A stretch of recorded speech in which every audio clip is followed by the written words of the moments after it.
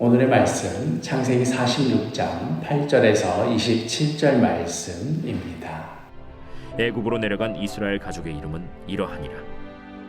야곱과 그의 아들들 곧 야곱의 맏아들 르우벤과 르우벤의 아들 하녹과 발루와 헤스론과 갈미요.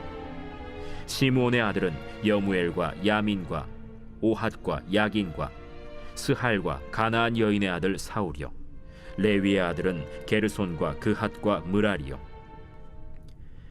유다의 아들 곧 엘과 오난과 셀라와 베레스와 세라니. 엘과 오난은 가나안 땅에서 죽었고 베레스의 아들은 헤스론과 하물이요. 이사갈의 아들은 돌라와 부아와 욥과 시므론이요.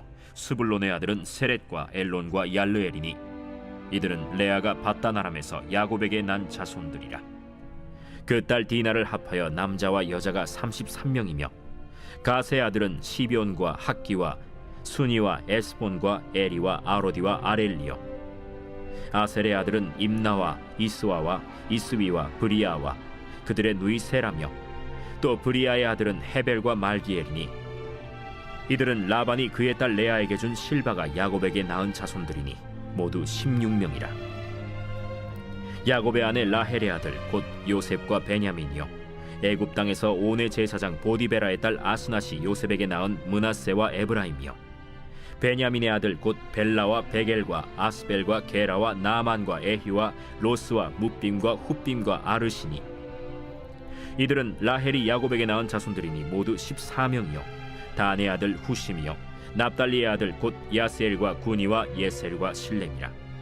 이들은 라반이 그의 딸 라헬에게 준 빌하가 야곱에게 낳은 자손들이니 모두 7명이라.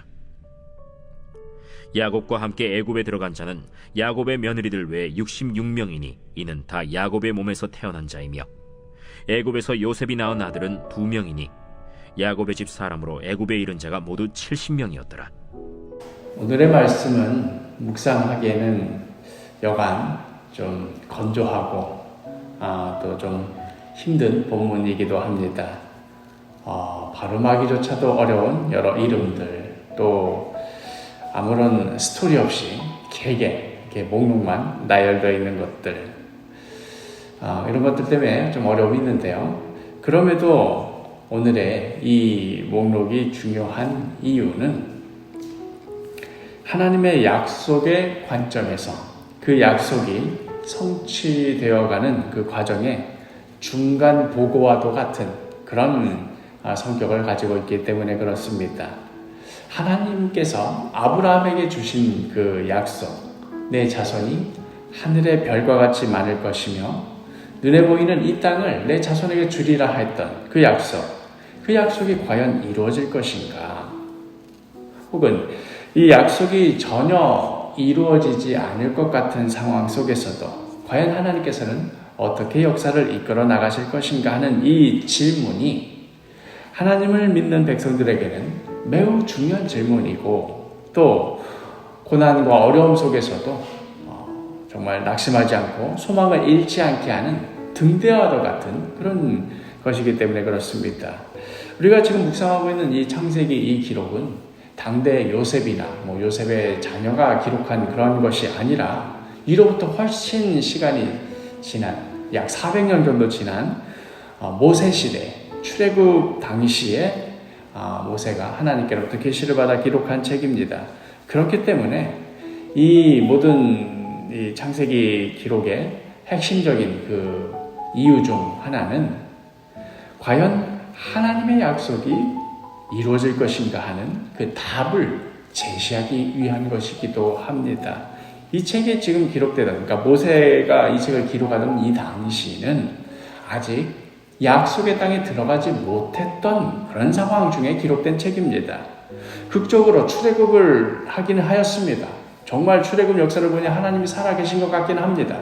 그러나 당장 오늘 우리가 닥친 어려움, 그 현실을 보니 출애굽은 하기는 했는데 약속의 땅에는 들어가지 못할 것 같은 그런 상황이었던 것이지요. 그런 상황 중에서 과거 자신들의 조상이 겪었던, 또 하나님을 경험했던 그런 이야기들을 기록하고 또 그런 이야기들을 서로 나누면서 하나님께서는 정말로 말도 안 되고 전혀 이루어지지 않을 것 같은 상황 속에서도 하나님의 때가 되자 하나씩 하나씩 이루어 가시는 분이시구나. 그렇다면 오늘의 우리가 처한 이 현실 가운데 지금 상황적으로는 전혀 안 이루어질 것 같지만 여기까지 인도하신 하나님께서 앞으로 어떻게 인도하실 것인가 내다보게 하고 소망하게 했던 것이지요. 그리하여 오늘 본문을 통하여서 이스라엘 족속이 지금 우리가 어쩌자고 애굽에 내려가가지고 그냥 가나안 땅에 계속 살았더라면 지금쯤이면 그 땅 가운데서 넉넉하게 살고 있었을 텐데 뭐하러 거기 땅에 들어가가지고 지금 우리가 이 고생을 하나 하는 그 기원에 관한 이야기이지요. 오늘 본문 8절에 애굽으로 내려간 이스라엘 자손의 이스라엘 가족의 이름은 이러하니라. 야곱과 그의 아들들 곧 야곱의 맏아들 르우벤과 하면서 길고긴 이야기 그 이름의 목록들이 이어집니다. 쭉 이어지는 이 목록들을 끝으로 27절에 애굽에서 요셉이 낳은 아들은 2명이니 야곱의 집 사람으로 애굽에 이른 자가 모두 70명이었더라. 자녀 하나 없었던 아브라함에게 있어서는 오늘 본문에 나오는 이 70명의 후손들은 정말 굉장한 일이지요. 그러나 그럼에도 그 70명 가지고 하늘의 별과 같다라고 하기에는 부족한 상황입니다. 그러나 이렇게 시작한 애굽에서의 70명이 나중에는 그 수가 불어나서 이제 창세기를 마치고 출애굽에 들어가게 되어서는 그 기록이 어떻게 시작하는가 하면은 출애굽기 1장 7절을 보면 이스라엘 자손은 생육하고 불어나 번성하고 매우 강하여 온 땅에 가득하게 되었더라로 시작을 합니다.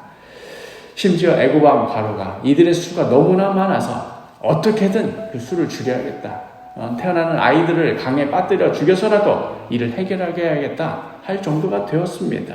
사실 이런 정도의 큰 수의 민족으로 성장하게 되기까지 자신과 인근한 여러 부족들과 민족들의 영향을 받아서 그들과 뒤섞이고 혼잡해지고 정체성을 잃게 되는 것은 매우 흔한 일입니다. 그 많은 자손들이 한 번씩 한 세대가 흘러갈 때마다 결혼을 하려고 해서 그 이웃 가나안 족속들 가운데서 계속 며느리를 얻어야 하니 몇 세대가 지나면 얘네들이 아브라함의 후손인지 아니면 그 가나안 땅에 아브라함이라는 사람이 들어왔다가 그냥 다 섞여버린 그런 자손들 중에 하나인지 알 수가 없게 됩니다. 그런데 하나님의 기가 막힌 손길로 이들 70명이 애굽으로 내려가게 되었고 하필이면 이 애굽 사람들은 목축치는 자를 가증히 여기는 그런 습관을 가지고 있기에 서로 간에 교류도 하지 않고 니들은 니들끼리 살아라. 니들끼리 모여서 니들끼리 결혼하고 뭐 알아서 해라. 우리는 상관 안 하겠다.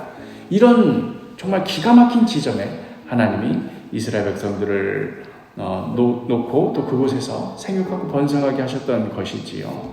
그렇게 아브라함에게 주신 그 약속이 이루어져 가고 있었고 그리하여 이제 남은 약속, 그 첫 번째 약속, 하늘에 별과 같이 많아지리라 하는 그 약속은 이루어졌는데 그렇다면 과연 저 약속의 땅에 들어가게 되리라는 것은 어떻게 이루어질까 하는 그 소망을 자신들의 역사를 통하여서 또 하나님께서 그 조상들에게 어떻게 역사해 오셨는가 하는 이야기들을 통하여서 이스라엘 자손들은 분명한 소망을 가질 수 있게 되었던 것입니다.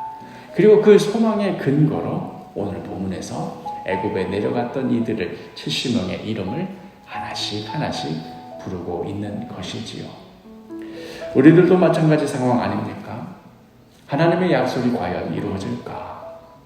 나를 향한 하나님의 뜻과 계획, 그 말은 참 멋있는데 그런 게 있기나 할까? 저 무슨 목사님이나 무슨 대단하신 분들 그들에게는 하나님의 뜻과 계획이 있을지 몰라도 나는 그냥 평신도고 나는 지금 내 앞가림하기도 바쁘고 그런데 무슨 뜻과 계획인가? 하루하루 날마다 겪게 되는 우리 상황 속에서 그런 게 있을까? 의심하게 되고 고개를 가로젓게 되고 때로는 포기하게 되지 않던가요? 그럼에도 성경 말씀을 통하여서 하나님께서는 끝내 어떻게 그 약속하신 바를 이루어 가시는가 하는 것을 보며 우리는 참된 소망을 얻게 되는 것입니다. 여기까지 이끌어 오신 하나님의 역사를 보며 이제 앞으로도 이루어질 하나님의 역사를 소망하게 되는 것이지요. 그 옛날 이스라엘 자손들도 그 믿음, 그 소망으로 살아갔고요. 또한 같은 믿음의 길을 걷는 우리도 동일한 소망으로 살아가는 것입니다. 오늘 하루도 우리를 향하여 우리를 부르시고 우리를 이끌어 가시고 우리를 인도하시는 하나님의 그 귀하신 또 아름다운 뜻과 계획을 구하며 기도하며 또 그 뜻에 순종하며 살아가는 복된 하루가 되기를 간절히 축복합니다.